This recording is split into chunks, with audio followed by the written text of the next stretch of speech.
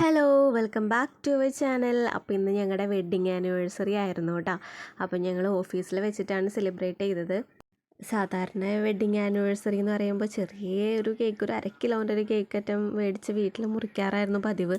അപ്പോൾ ഇപ്രാവശ്യം വിചാരിച്ചു സോജിയേക്കിലെയും ഗ്രീഷ്മേനെ ആരെങ്കിലുമൊക്കെ, പിന്നെ വേറെ 2-3 ആൾക്കാരെ പ്ലാൻ ചെയ്തിട്ടുണ്ടായിരുന്നു. അവർക്കൊക്കെ അസൗകര്യം കാരണം വരാൻ പറ്റിയില്ല. അപ്പോൾ സോജിയേക്കിലും ഗ്രീഷ്മയും രഞ്ജുവാണ് ഉണ്ടായിരുന്നത്. പിന്നെ പ്രസന്ന ആൻറ്റി ഉണ്ടായിരുന്നു. പിന്നെ ഇന്ന് ശ്രീകൃഷ്ണ ജയന്തി ആയതുകൊണ്ട് മറ്റു ഓഫീസുകളൊക്കെ മുടക്കായിരുന്നു. അപ്പോൾ ആരും ഉണ്ടായിരുന്നില്ല. അപ്പോൾ ഞങ്ങൾ കുറച്ച് പേര് കൂടിയിട്ടാണ് സെലിബ്രേറ്റ് ചെയ്തത് കേട്ടോ. അപ്പോൾ ഇങ്ങനെ ക്ലാപ്പ് ചെയ്തിട്ടൊന്നും ഇതുവരെ ഞങ്ങൾ കേക്ക് മുറിക്കുമ്പോൾ ആരും ഇങ്ങനെ ക്ലാപ്പ് ചെയ്യുക, വിഷ് ചെയ്യുക അങ്ങനെ ഒന്നും ചെയ്തിട്ടുണ്ടായിരുന്നില്ല. പിള്ളേർ 2 പേരും ഇങ്ങനെ കലപില എന്നല്ലാണ്ട് അങ്ങനെയൊന്നും ഇതുവരെ ഉണ്ടായിട്ടുണ്ടായിരുന്നില്ല.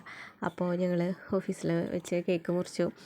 നല്ല സന്തോഷമായിട്ട് എനിക്ക് ഭയങ്കര എന്താ പറയുക, എന്താണെന്നറിയില്ല, എനിക്ക് ഭയങ്കര സന്തോഷമായി.